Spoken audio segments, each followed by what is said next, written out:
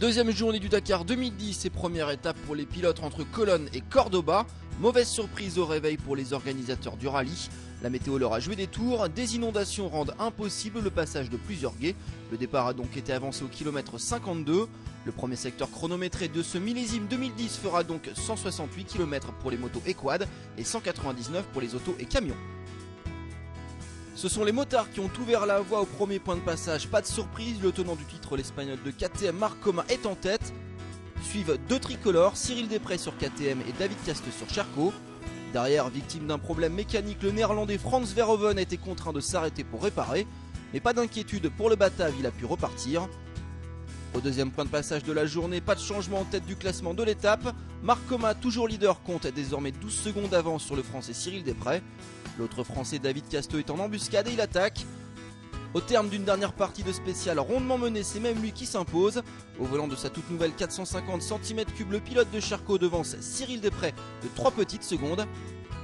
L'Espagnol Marc Coma, lui, se retrouve 3ème à 12 secondes de Casteux. Derrière Marc Coma, on retrouve Jordi Villadoms et Francisco Lopez.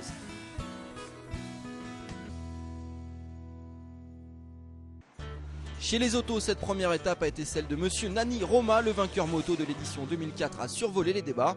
L'an dernier, il avait déjà réalisé le meilleur temps sur cette spéciale menant à Cordoba.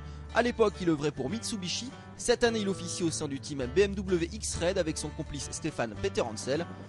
Les deux compères s'en sont donnés à cœur joie pour ce premier opus 2010. L'Espagnol est passé en tête à tous les points de contrôle, il a attaqué de bout en bout et s'impose logiquement à l'arrivée à Cordoba. Preuve de la domination de l'Ibérique, son avance sur le deuxième. Plus de 2 minutes le séparent de son compatriote et grand rival pour la victoire, Carlos Sainz de Volkswagen.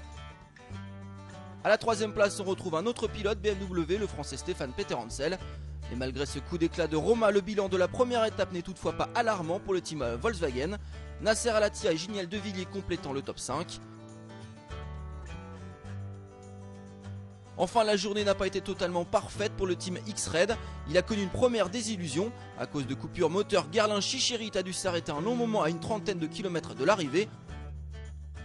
Au final, le français accuse un retard de 57 minutes sur le vainqueur du jour, Nani Roma.